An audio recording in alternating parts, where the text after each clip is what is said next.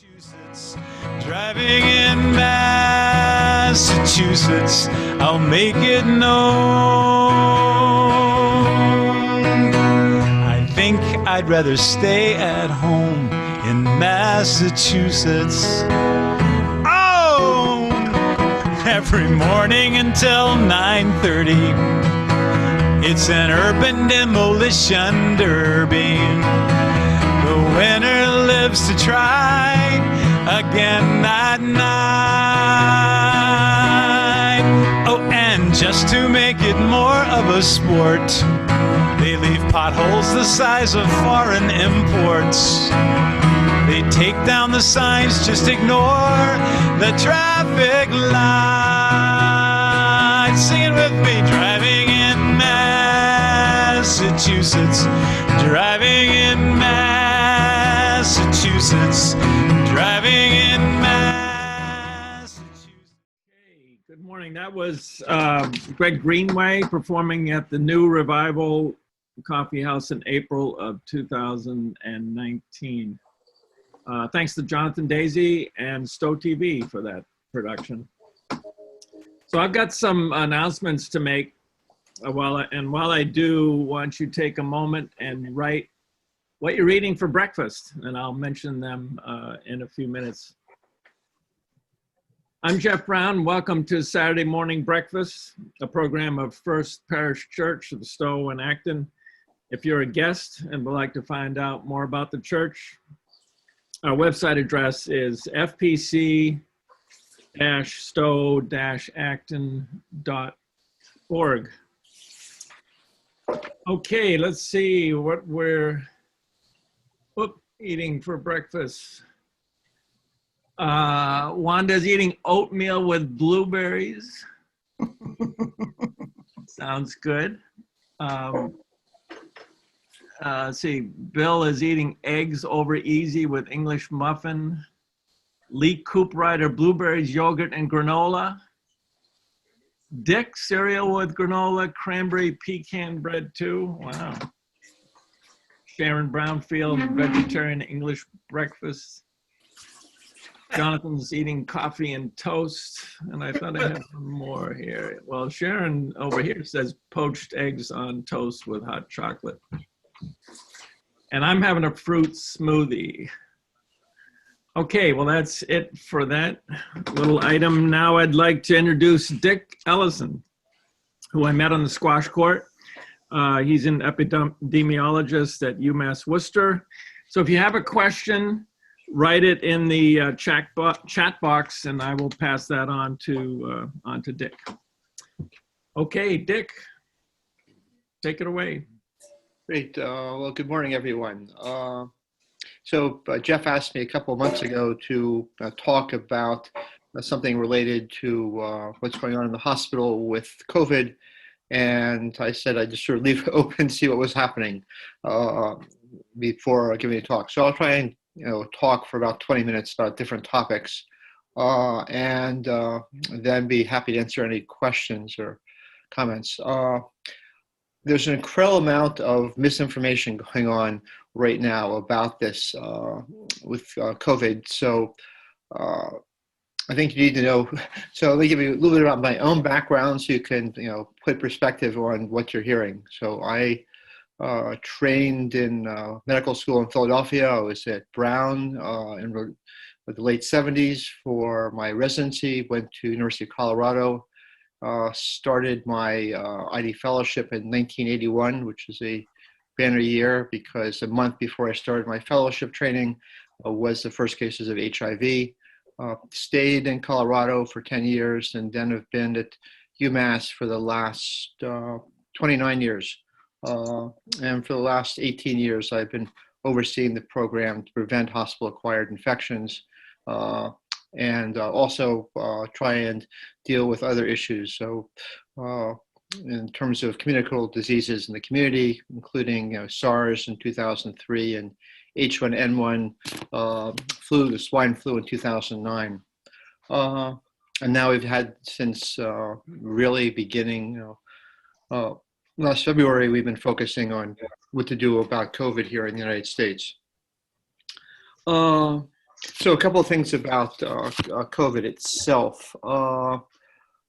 It is not the flu. This is a very significantly more severe illness. We don't understand. There's a lot of things we would really like to know about. Why do so many people have a mild disease? Having said that, there's probably, for most infectious diseases, a large number of people probably have mild infections, and not everyone is going to get severely ill. What we do know about COVID is probably the mortality rate is 6 times out of the seasonal flu. And it's not just an infection involving the lungs, pneumonia. It really can affect the entire body. One of the things which is really something unique to this virus, we haven't seen with other viruses, is it really promotes people developing clots. And it's leading to many more people developing clots in their legs, developing pulmonary emboli, where the clots go from the legs up to the lungs. Also, there's been a higher incidence of stroke. There's been a higher incidence of heart attacks being associated with this. So there's a lot of things which are very worrisome about it.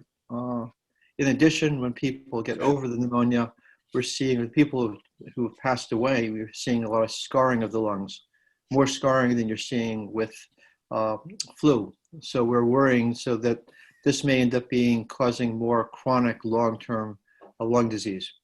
So it is definitely a disease that people should be very worried about and take precautions about. So how do you prevent acquiring it?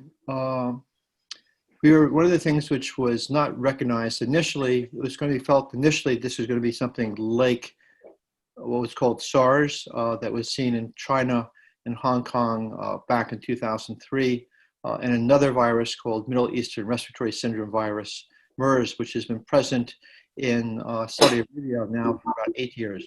Both of them, those characteristics of both of those illnesses is they mainly infected the lungs, and people really didn't shed the virus or spread it to other people until they were really sick. It's made it easier to control both of them because you really wouldn't get anyone spreading and giving the virus to anyone else until they were actually sick and had a lot of symptoms. And they weren't giving it, there are a few people that were super spreaders. There was one particular individual in Hong Kong that probably gave SARS to 50 or 60 other individuals. But in general, only when someone actually had it, they'd only give it to one other person at a time. So what's different with COVID is that this virus not only gets into the lungs and causes pneumonia, but it also causes, it grows very easily in the nose and mouth, and we spread it more easily. Whereas the other viruses were not really growing very well in the nose or the mouth. People actually probably are at highest risk of shedding the virus and being able to give it to someone else probably the day just before they develop symptoms and the first day they have symptoms. And you probably only can give the virus to someone else for about a week, starting about 2 days before you have this, you're sick, and then for the first 5 days afterwards.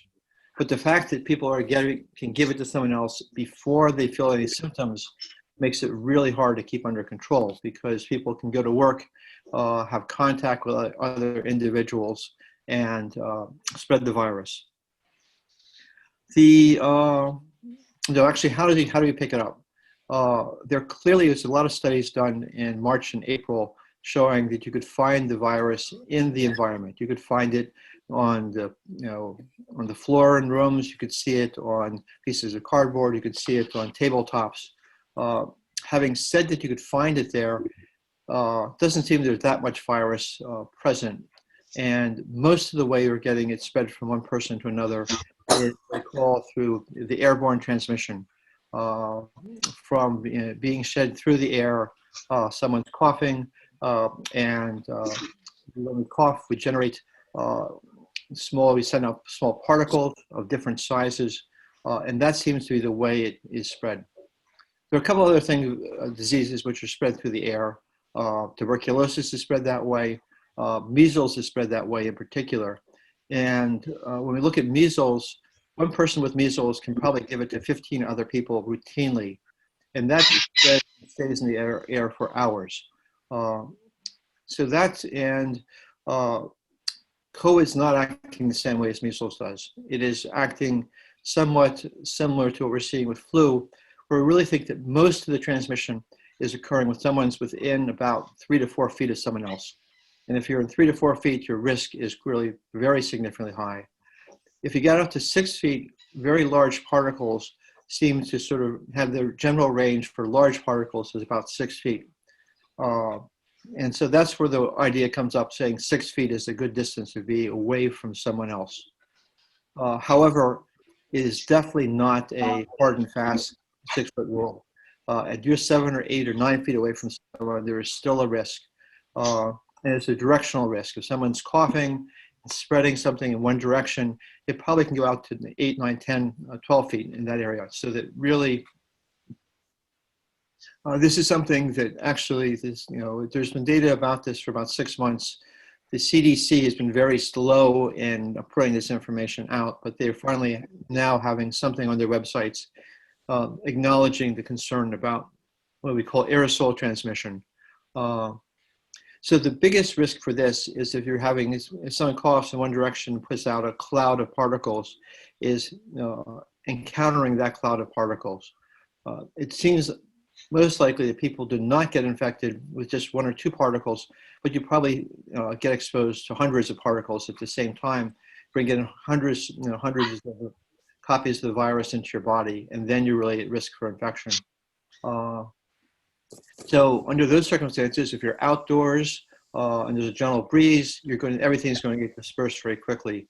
When we go indoors into environments where the air is stagnant, there's not getting much room turnover or air turnover, there's more of a concern. When we go into commercial buildings or hospitals, there's always air handling units, and you're getting some fresh air blowing into the room, some air getting exhausted. So that's a somewhat safer environment. In someone's own home, people usually do not have that kind of ventilation system in place, and the air can be more stagnant. So that under those circumstances, someone could be exposed for several hours. Since Jeff and I both like to play squash, there's a report of someone playing squash, they're acquiring this, where people went onto a squash court, which doesn't have much ventilation. At least this club didn't have much, picked it up a half hour later after someone had left the room, left the court. So during the summer, we were in a great situation. Everyone was going outside. Now we're entering the winter season, where there's going to be more of a risk of people being indoors without much cross ventilation. But getting in a situation where you can, this winter, cross ventilation, getting fresh air in and out of your living is going to be very helpful. The next thing that we sort of talk about is, actually I mentioned this a little bit in terms of earlier about the concept of super spreader, which you'll hear about that. We're looking now at doing contact tracing, identifying one individual who has COVID and who they might have given it to. There seems to be the rule, which has been all sorts of things, but in terms of salesmanship and everything, about the 80-20 rule. Probably 80% of the cases of COVID are coming from 20% of the people. So one person in 5 gets it, but that person, for some reason, which we don't yet understand, is more efficient in giving it to other individuals. Whether they're in the environment they're doing it, where they're staying, it's an environmental factor, where they have contact with individuals, or whether there's something unique in that terms of that individual, or the exact timing that they were seeing people right at the peak of the time that they are shedding infectious virus. All those are probably likely factors. That's really happened at the Biogen conference back in February here in Massachusetts and Boston, or the Seaboard District, where there clearly was at least one individual who probably gave it to 40 or 50 other individuals at that conference, which really led to how accelerating the outbreak here in Massachusetts. So I mentioned the question of having more ventilation. I've talked about physical distancing. The other issue, of course, is time of exposure. The longer you're with someone or close to someone, you're going to see that there's going to be a bigger risk for that.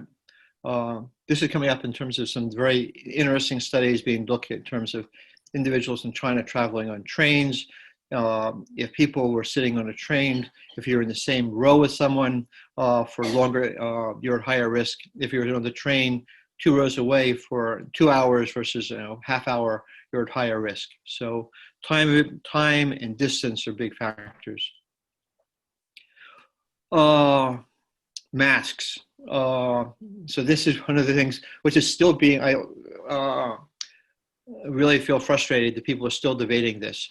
We know 2 things about masks. Masks are probably definitely going to protect everyone else if someone is infectious. There's been a couple of very nice studies done actually before there were being studies done in Hong Kong in 2015, 2016, looking at how well masks would prevent the spread of flu. And they actually were looking at other human coronaviruses, cousins of the COVID virus.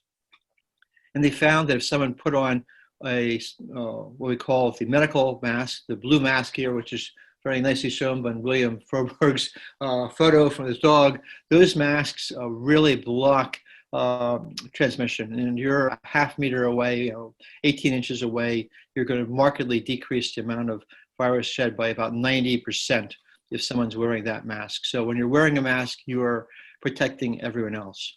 You're also, is clearly evidence that if you're wearing an N95 mask or a higher filtration mask, you're going to probably protect masks, and cloth masks, which have more than one layer, are going to be helpful. These single masks, or the baklava looking masks, which people pull up, are probably not very effective at all. But if you have a mask which has got at least 2 layers of fabric, and preferentially a filter piece in some padding in between, that looks like it's going to be working as well as any of the medical grade masks. The mask, what a mask does in terms of protecting you as well is it may not prevent you from inhaling all the viral particles, but it's going to prevent you from inhaling potentially 90% of them. And that's going to lower the amount of virus which gets into your body. And that's really may make the symptoms milder. And it does seem that that may be something which contributes to having milder illness. If you get exposed to a very heavy amount of virus, people get a very rapid development of disease. We actually know that some individuals become sick in 2 days. Some individuals take 14 days to become ill. And the people that are getting developing illness at 14 days probably were the individuals got exposed to 100 particles versus the person who got ill 2 days, got exposed to probably 50,000 or more virus particles.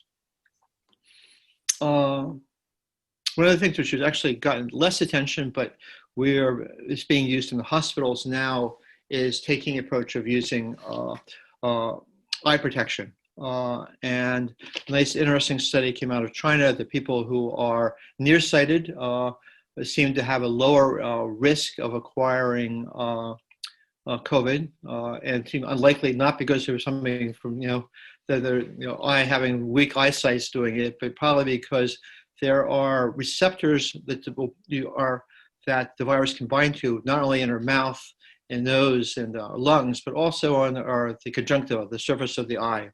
So that in the hospital, you'll be seeing doctors going around wearing face shields, eye protection as well. But we're going to having individuals wearing safety glasses when they're seeing patients in the hospital. So if you're going to see your doctor's office, you may see everyone wearing safety glasses there, and certainly it's something to think about when you're outside the hospital.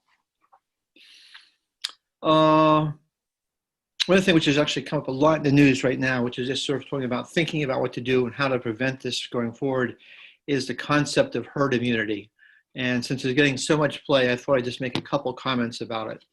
So we know most about herd immunity from measles, mumps, and German measles, rubella, where it was found that if you did not have 80 to 85% of the population immunized and having protective immunity against measles, that you could have outbreaks of measles taking place. So people are certainly saying that in general, it seems to be the case with most infections, that if you actually have someone who's infectious with measles walks into a room, if there are no one else in the room has immunity, all 10 other, if he walks into the room with 10 people, all 10 people get it. If you actually have 8 of the people already have immunity there, only 2 people are at risk of picking up measles and then spreading it to someone else. So we usually think of the idea that you're really going to have protective immunity on the basis of herd immunity by having 80% of your population, 70-80% of the population immune to whatever infection you're talking about. And you can get immunity, either by developing an effective vaccine, or you can develop immunity by getting the illness. Unfortunately, even though we had this big spike and surge in Massachusetts in April, and almost every intensive care unit bed in the state was full, only about 10% of our population really in the state it was developed infection with COVID. And some people are saying maybe over 15 to 20%, but 10% I think is a very reasonable estimate right now. And if 10% of the population that got exposed to it and we overwhelmed our hospitals, if we go into a situation where we get another 10 or 20% of people all infected at the same time, we'll very easily overwhelm the healthcare system. So the concept of just waiting for letting this go through the community is very frightening to me in terms of a healthcare worker and trying to manage things in a hospital, because UMass we opened up space which were never designed for intensive care units, and basically created 2 brand new intensive care units, which we ran for a month. And we also opened up a secondary hospital ward in the DCU Convention Center. So our resources were stressed way beyond what we could do. And if we simply took the approach of allowing this virus to spread in the community, it could really cripple the healthcare system this winter. The other way to get herd immunity, aside from everyone getting the infection, is by getting a vaccine, which is why the big push for getting vaccines is out there. I think if you're going to need, so when we do develop any new drug or vaccine, there's always 3 phases done. Phase 1, you just say you give the vaccine or drug to like 10 or 20 people, make certain they don't get seriously ill, their arm doesn't fall off, or they have terrible problem with their kidneys. So you make certain that it's safe. Then the second phase 2 study is, does the drug do anything you want it to do? Does it lower someone's blood pressure? Does it protect? Does it at least have some effect in some people on controlling their diabetes? In terms of vaccines, can we measure any kind of any immunity? So we're doing tests in the laboratory and saying, yes, we can look and measure the antibodies that the vaccine promotes, or does the vaccine develop promote protective cells? We have something called cell-mediated immunity. We have a certain kind of white blood cell called the lymphocyte, which can fight viruses. And we actually now know that several of these different COVID vaccines can induce protective antibodies, and they can also promote cells, train cells to kill the virus. So there have been a couple of animal studies, which are small studies, which have done that, and they've actually shown a number of, at least 3 of the vaccines have shown what we then call protective immunity. But that's all in the laboratory. What you'd really like to do now with the phase 3 study is, does the vaccine actually protect someone from getting sick? So you want to have immunize 100,000 people, then see people, and you like, if you give a placebo control, you give someone a shot of salt water in the arm, and other people you give them the vaccine, and who gets sick with the virus. And that's the definitive study we'd want to know about that. The other thing you get if you do a study of 100,000 people is you find out a much better sense of how safe the vaccine is. If you have something that happens to one person, 100,000. If you give it to 100 people, you have no way of knowing. You're not going to see all the side effects. So by giving it to 100,000 people, we'll begin to see what are rare side effects. But things such as Guillain-Barré syndrome, which people here know about, have heard about as a side effect, or the flu vaccine, that occurs in about 6 people in a million. So even a study of one of these vaccines where we give it to 100,000 people, there's some side effects which may come up, which will be seen, we won't be able to pick up in these studies. But I would hope that in 2 to 3 months, we're going to get some much more information. There has been studies being done of some of the, at least one of the vaccines is being studied in Brazil, where there's been a very high number of cases of COVID. And so we should get information from Brazil about, is it protecting people, directly protecting people from getting ill. We may not get 100% protection. We may only get 50%, but that would be quite beneficial. 2 things we don't know about is we don't know how long it's going to be protective. There's some things such as like tetanus or hepatitis. Hepatitis B is a vaccine which probably causes life. When you get that one, you're probably protected for the rest of your life. The flu vaccine we have to give every year because the flu virus changes enough that the vaccine from 1 year is probably not going to be protected the next year.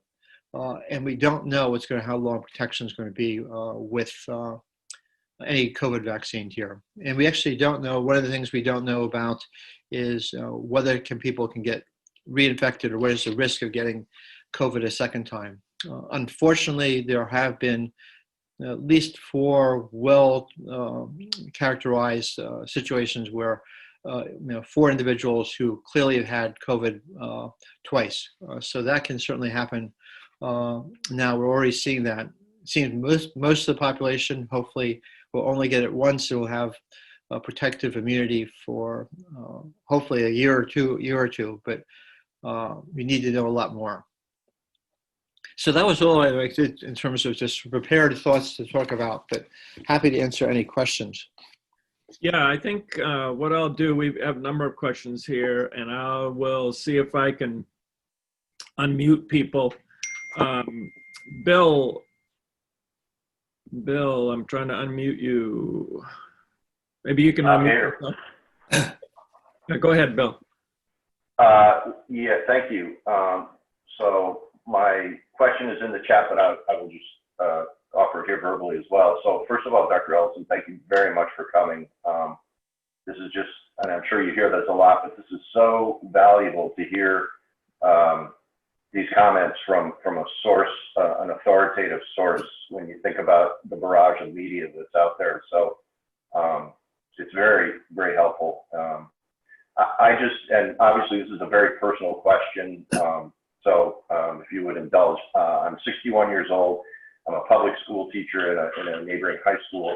I'm being expected to report to school on Monday morning in a district that is, in my opinion, doing what I would call due diligence in following the various precautions that have been recommended for such environments. And I'm feeling trepidation. What would you do?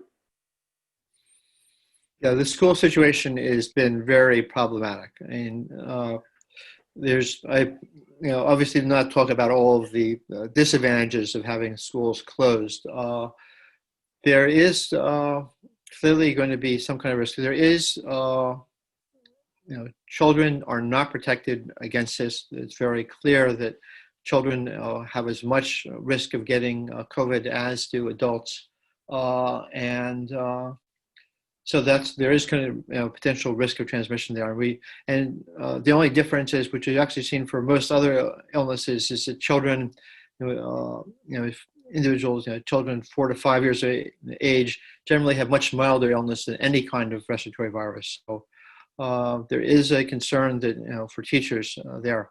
I think you need to be. I'm hoping that your school is going to be promoting having great ventilation in the classrooms. B, trying to do social distancing, which is, I know is quite difficult there, but as much of the time you can in terms of an outdoor environment or having really great ventilation. And having masks would be beneficial.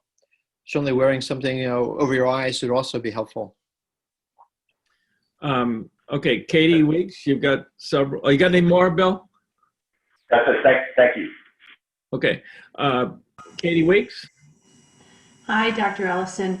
Our church has got a COVID planning task force together, and we're meeting and trying to get all the information we can. So I've got like 3 questions for you. The first one is a little bit more personal, and that is has to do with singing, because in a lot of churches people like to sing. So I wondered if you have a sense of whether singing spreads the virus even further than talking. I mean, I've read that it does, but I'd like to hear what you think. And also, if you're wearing a mask, does singing help a lot or only a little bit? I mean, does it help to wear a mask only a little bit, or does it help to wear a mask about as much as if you were just talking? I don't know if that's clear. Well, the short answer is there is a risk. There is actually a choir that was in the Seattle, Washington area that about April or May, they had a choir practice session and then a concert, and one of the bass members of the choir who was singing in the back row, and actually the corner was pre-symptomatic, and about 60 people in the choir all acquired COVID. So it is, and we do think that someone's singing is sort of like coughing. You're going to get someone singing loudly, and actually you're going to get more spread of virus particles. Wearing a mask is going to decrease it. It's probably going to have muffled the sound of the singing as well. So it's a higher risk activity. I can say that definitely is a higher risk activity, and having a choir is going to be putting more people. Certainly the members of the choir itself are going to be the ones at greatest risk there. So everyone's singing, in the choir, if they're standing in close proximity, are going to be at higher risk. Okay. My second question has to do with air purifiers, because we're thinking about allowing small groups of people to meet, maybe 5 or 6 people in a room, socially distanced, and we're trying to figure out, of course we're going to wear masks, and of course we're going to socially distance. Would having a properly sized air purifier in that room help limit the spread of the virus? An air purifier is what they usually have in commercial air purifiers in general are a fan and an air intake, and then you're going to pass to what's called a HEPA filter, which is a high efficiency particle filter, which will usually filters out 99.7% of particles, anything above 0.3 microns in size. Most of the infectious particles are going to be larger than 0.3 microns, so you are going to filter out that. It's going to be equivalent to getting about 10 to 12 air exchanges in the room. So actually having cross ventilation, opening up 2 windows, putting a fan in the room is going to be, and wasting heat may be as efficient or more efficient than a HEPA filter room. So it definitely is something which is going to help. It's going to take a couple hours for it to be beneficial. So to a certain extent, it's going to protect the next people going into the room as opposed to the ones actually there at the time. Okay, thank you. I'm guessing that means, just by the way, that if we turn on the air purifier before people are in the room, that for a half an hour or so, that would be a good thing to do, or is that not what you meant? Well, yeah, if no one's been in the room for 8 or 12 hours, probably should not be very much virus there. When you turn it off, let it running for a half hour, an hour after that, before the next group of people comes in. So it's going to help if you're having sequential individuals going into a room. There's someone in the room for 20 minutes, they leave, keep the air filter going. That's going to really help for the next person. Okay, thank you. And then my final question is, we're considering making sure that we don't have any large meetings in the church right now through at least May of or June of 2021. Did you say that you had a sense of when you thought maybe an effective vaccine will be ready for wide use? Would it be next year, spring 2021, fall, winter? Do you have any idea? So what's being done to fast track the vaccines is that multiple different governments have basically allowed individuals or making a bet that a vaccine is going to work.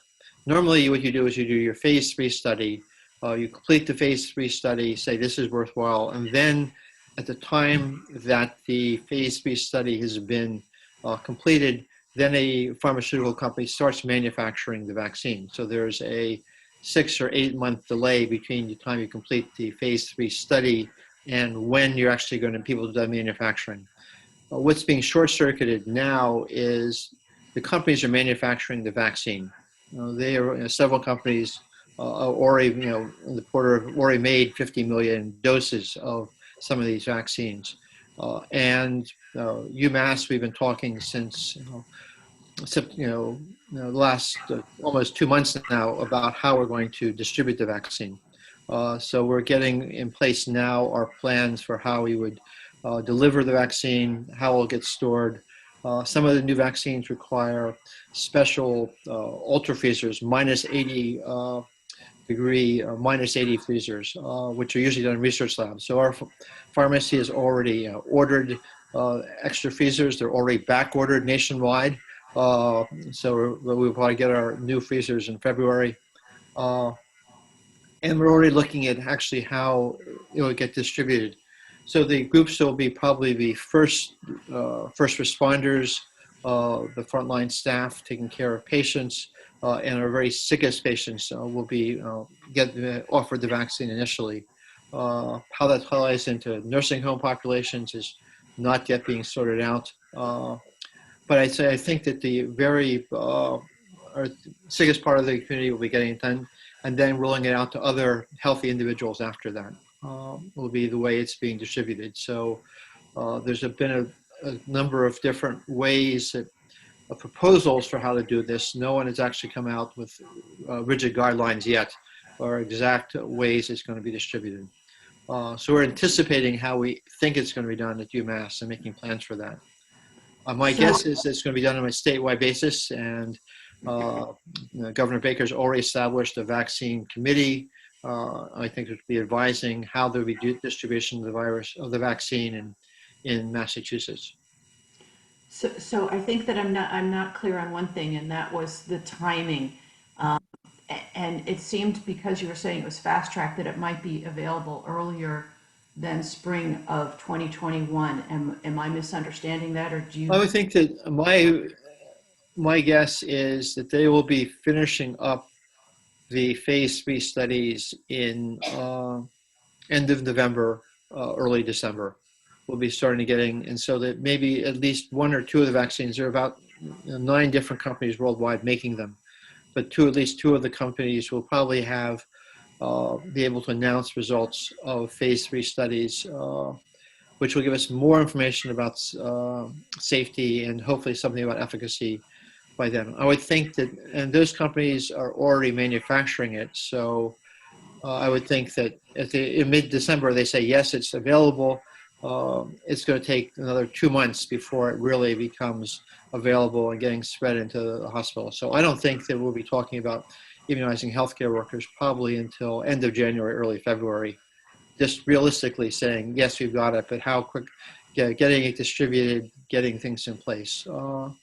So this is going to take, even at that point, so for other parts of the population, it's going to be late spring, May, June, I think, before you start saying the general public is going to be able to say we're getting a lot of the vaccine available.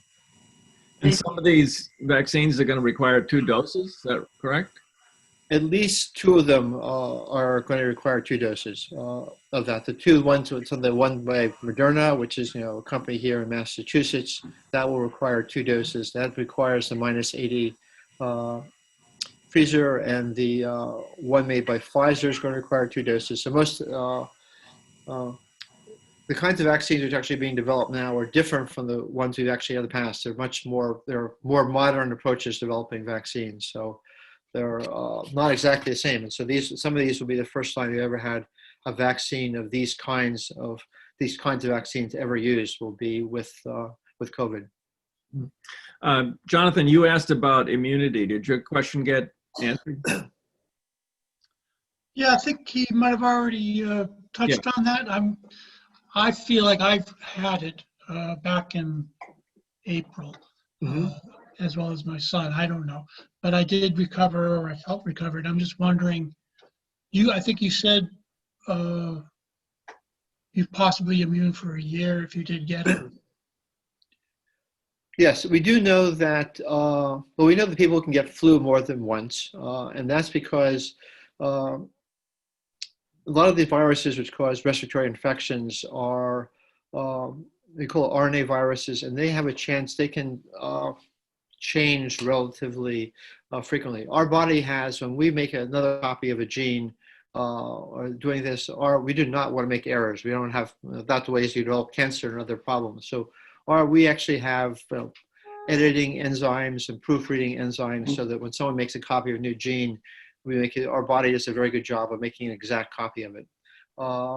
These RNA viruses don't do that.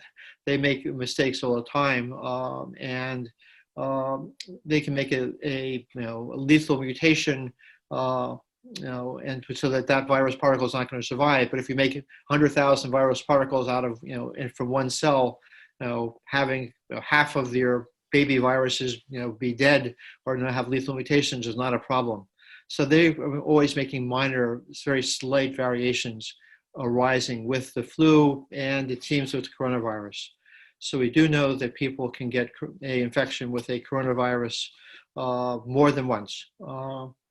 And this is something you're going to have to learn about more, is whether how quickly will we see the virus change, how much protection we're going to get.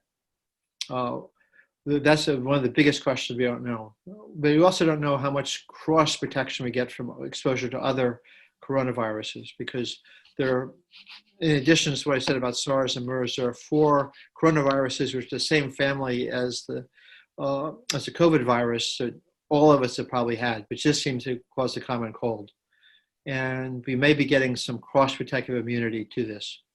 Now, we really don't know why some people have no symptoms and other people get very sick. And my 96-year-old mother-in-law was in one of the nursing homes here. She had COVID, confirmed, and never had a single symptom at all.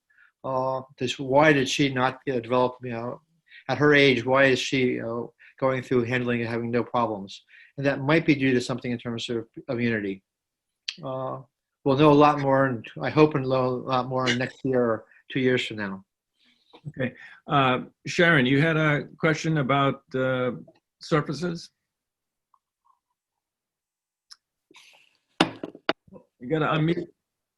Okay, go. I don't think so. Yep. Yeah, I'm Sharon. Thank you again, Doctor, for being with us this morning.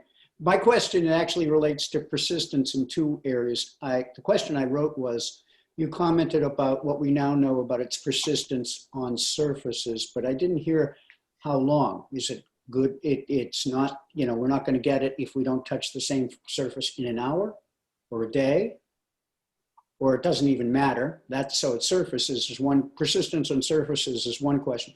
Mm-hmm. And the other, I wasn't clear when Katie asked the question about air purifier in a room. Said, yeah, if you continue to run that air handler for another hour to clear out the room after somebody leaves, you're okay.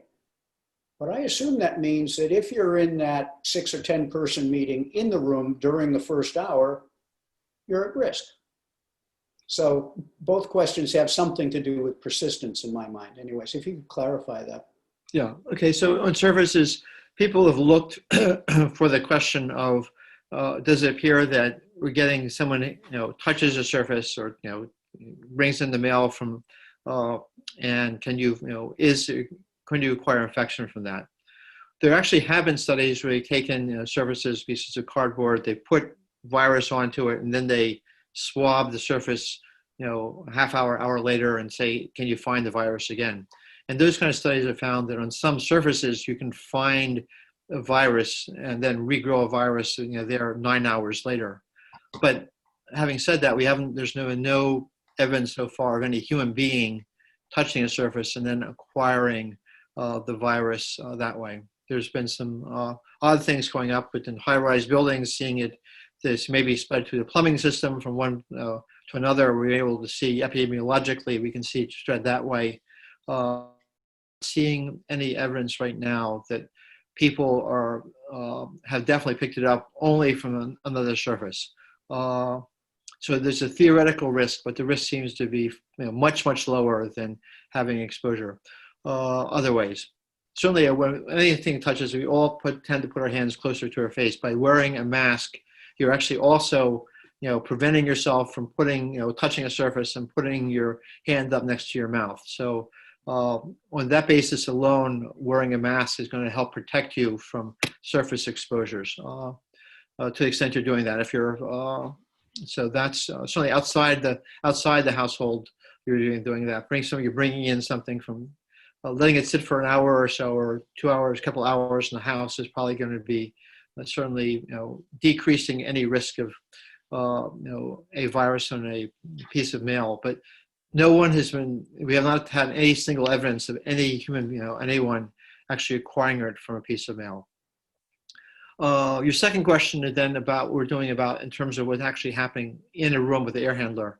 An air handler is just basically helping to turn over the air. So if someone coughs out viruses into the air, if you turn over the air once, you're probably getting rid of 50% of the virus. If you turn it over 2 times, you're getting down to 25% of the virus. So if you turn over the air, completely change all the air in the room 12 times, you're probably decreasing the amount of virus, below the level we can, detect at that point. So we think if you have 10 to 12 air exchanges, you're going to be really, protecting someone walking into that room. But if you're in the room while it's going on, the virus is still there. So unless you can really be in like a wind tunnel setting, you're really not going to, indoor space, an air handler is not going to help that much. Outdoors, if you got a breeze, the breeze is, even like a 2 or 3 mile per hour breeze, you're going to be just, diffusing the virus very quickly.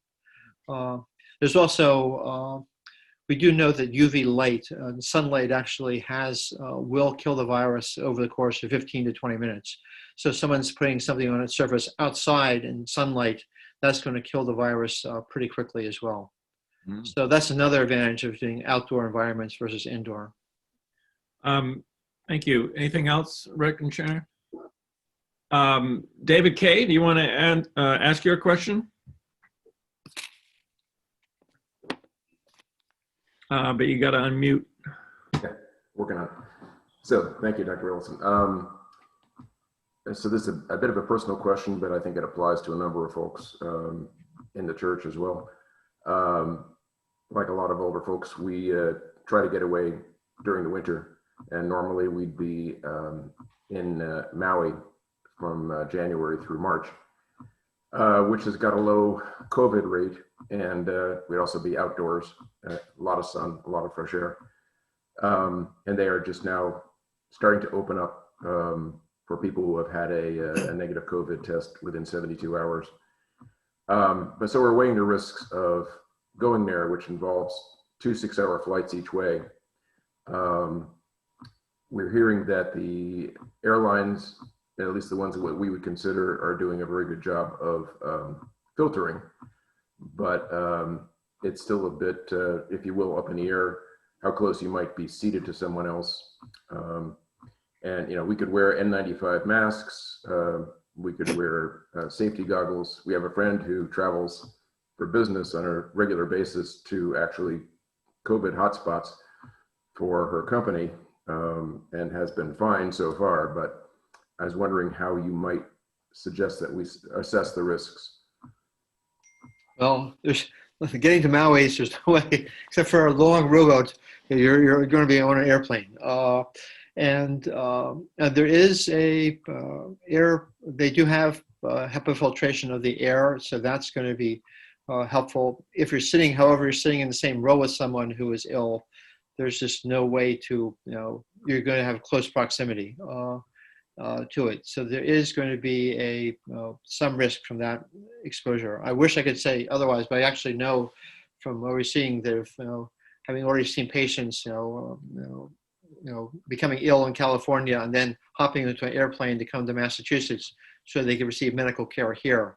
And so knowing that the people on the air, the same flight with them are potentially exposed. So there is, we just don't know who else is going to be the flight with you at that time. So I've had talk with colleagues about doing this. You want to be preferentially, maybe you could be in the last row of the plane so there's no one behind you. So you're not going to be someone coughing from someone from the row there, wearing a N95 mask or it's going to be safer. The difference between an N95 mask and a standard surgical mask is that they are more tightly fitted, to your face. They will provide more protection. They increase the work of breathing. So it's more, so we actually say that someone has to have a medical clearance before a healthcare worker can use an N95 mask. You don't want someone with chronic lung disease or heart disease to be putting on an N95 mask. Lost the audio. Oh, I hear him. Yeah. Yeah, so in any case, so an N95 mask is safer, but it is, for some people, wearing an N95 mask for 6 hours is hard. Okay, thank you. So we get time for a couple more questions. Dee, do you want to ask your question?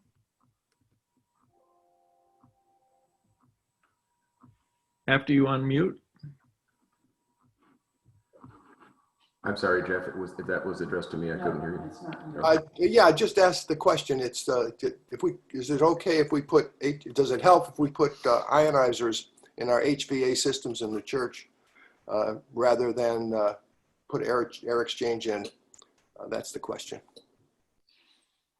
I'm not sure ionizers are theoretically potentially have some beneficial effect. UV light is another system which can also being done. I mean, they are, for them to be effective, they really need to have time of exposure, how long is the virus going to be exposed to either UV light or to sort of other ones. So I think that the more efficient way to do this, the more effective way really is probably going to be in general, has been UV lights plus HEPA filters.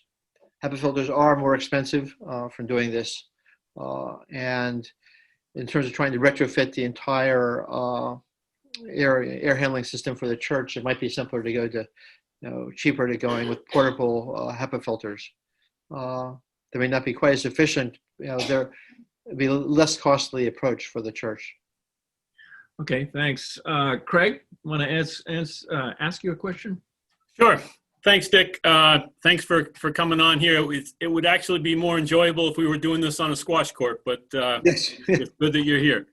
At some point, and it's a political hot potato at this point, whether that's before or after the election, we're going to have some vaccines. Mm-hmm. And there's going to be a lot of pressure if these pharmaceutical companies are sitting on 50, 60, 100 million doses that they've already manufactured, i.e. they've already paid for, they've already invested in. There's going to be a lot of pressure to release those to the public for nothing other than people are going to say they're better than nothing. Mm-hmm. Why don't we just have people take these vaccines?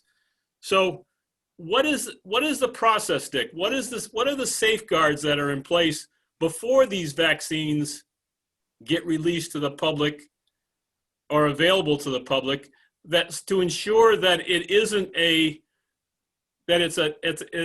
a scientific decision rather than a political decision as to when they're released? Well, usually vaccines have been released when they've actually had, they've been given to at least, 100,000 individuals in terms of safety. And then usually, and for actually some of the vaccines, we had even more than 100,000 individuals receiving them. So a vaccine, which is, and things such as Guillain-Barré syndrome. There's something called transverse myelitis, which is something which can causes damage to the spinal cord and can make people paralysis. Those are illnesses which have been associated with receiving some vaccines. They are so we're developing immunity against, when we give someone a vaccine, we're exposing you to some kind of protein or some factor, some component of a bacteria or virus that our body develops antibodies to. Or what we want to do is develop antibodies which protect against that. We don't want to develop autoantibodies which attack our body. And when we see things such as Guillain-Barré syndrome with the flu vaccine, there is a cross reaction between some what we call antigens, which are what the antibodies recognize in the nervous system, and with the flu vaccine. And so some people getting the flu vaccine develop antibodies which attack our own immune nervous system, and those individuals then get Guillain-Barré syndrome. Those events happen, really 1 in a million or 10 in a million times. So we're only going to know about that when we start giving it to a very large number of individuals. And so we will not know about that until we probably had 100,000 people. If a vaccine's not been given to 100,000 people, or it's only been given to 30,000 people, there's going to be a risk that we're getting, some people are getting some unexpected side effects or adverse reactions. So that's the concern, is to have it given it to enough people to say it's safe. Well, no. Well, I guess my concern is who makes a decision that something that is 40% successful is okay compared to something that's 30% successful or 70% successful? Who makes that call? There has been a well-established approach, but the FDA has done this, for the last 50 years, has been doing developing vaccines and trying to have a safety profile. There's a lot of concern came up after 1976. You and I are both old enough to remember that, but they actually had the big push for the swine flu. At that year, there was a concern. The new strain of flu came out that everyone thought was going to cause a big pandemic like we're seeing now, which did not turn out. It turned out to be pretty much like a standard flu. But they actually rushed through a vaccine, and that one had about 8 in a million people developed Guillain-Barré syndrome. So that was considered a bad outcome. So the CDC, not the CDC, the FDA has put in place, a committee to sort of review the data, and they've established some more predefined efficacy information. They'd like to say that the vaccine protects about 50% protective efficacy. More than 50% of people are going to be protected by that. That would be great. And if we hit a vaccine which has that, it's likely it's going to be, there's going to be more benefit from getting the vaccine than risk from side effects. If we're getting down to only 30% effectiveness and protection, there's going to be more concern that there may be, more people getting side effects than benefit. So you want to get a vaccine which it does have 50% efficacy. You also like to say, what do you want to protect against? Do you want to protect someone against something just getting ill, having any protection, getting the virus at all, or do you want to protect people from getting so sick they need to go to the hospital or an ICU? For my mind, if I have a vaccine that's going to tell me I'm not going to get admitted to an intensive care unit, I'm going to feel that's a pretty good benefit for me, even if it doesn't prevent me from getting COVID. If it protects me from being hospitalized and going to the hospital, I'm going to feel better about that. But there is a standard committee. They actually had put out some predefined standard general estimates of what they felt was going to be a good benefit, which is be approximately 50% efficacy measurement in terms of protection.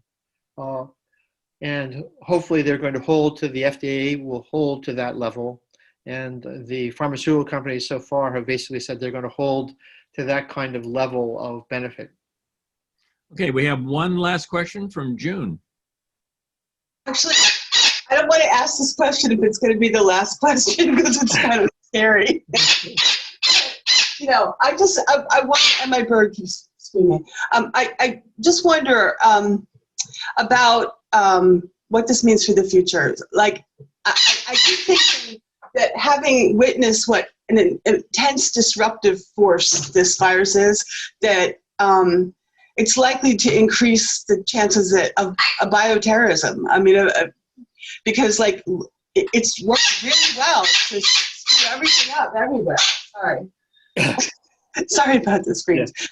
But, you know, I actually don't want that to be the last question. So if you could address that and then take one more after that, that would be great.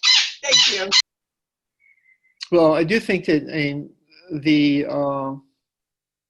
am concerned that we will actually probably begin to see this kind of situation happen again. I mean, since 2000, we've actually had 3 different coronaviruses, emerged, which have caused significant human infection. And the world is much smaller today than it was. The fact that the virus could be introduced in Wuhan, China, and be worldwide within 6 months or 9 months, and having 8 million people exposed to it is really staggering. But that's but there's actually spread. One of the reasons that blocking things, people coming from China was an issue.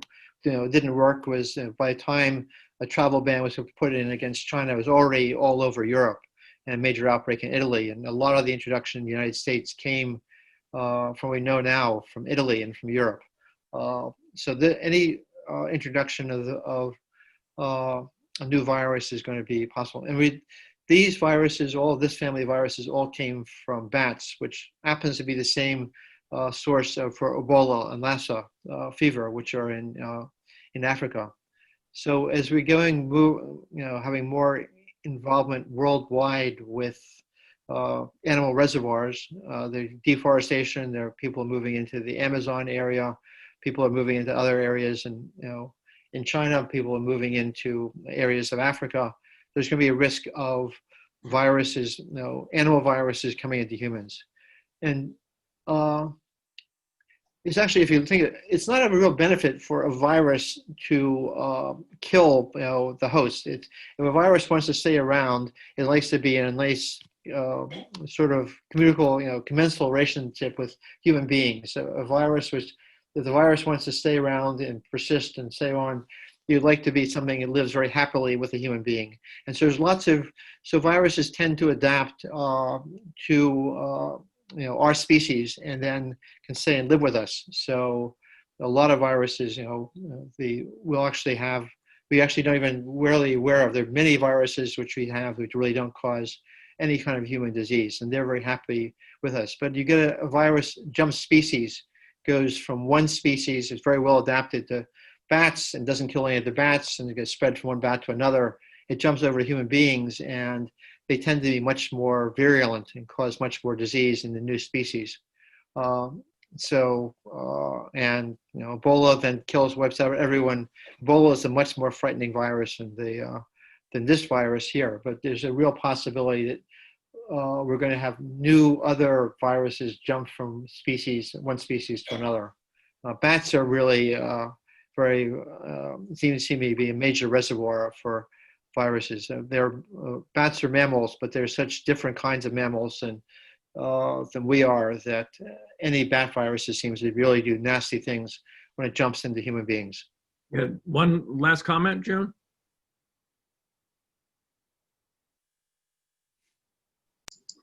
No, that's great. I really appreciate you coming in, Dr. Ellison. It's been incredibly informative. Yes, thanks a lot, Dick. That's great. And thanks to Sharon and Rick for co-hosting. And we'll see you next month. Thanks for coming. Yeah, thanks. Hopefully see you, Jeff and Craig, on the squash court sometime. Yeah. Okay, good enough. Wait, we're going to sing Happy Birthday, Jeff Brown. Happy birthday to you. Happy birthday to you. Happy birthday, dear Jeff. Happy birthday to you. You have to unmute. Bye-bye. You could see everybody.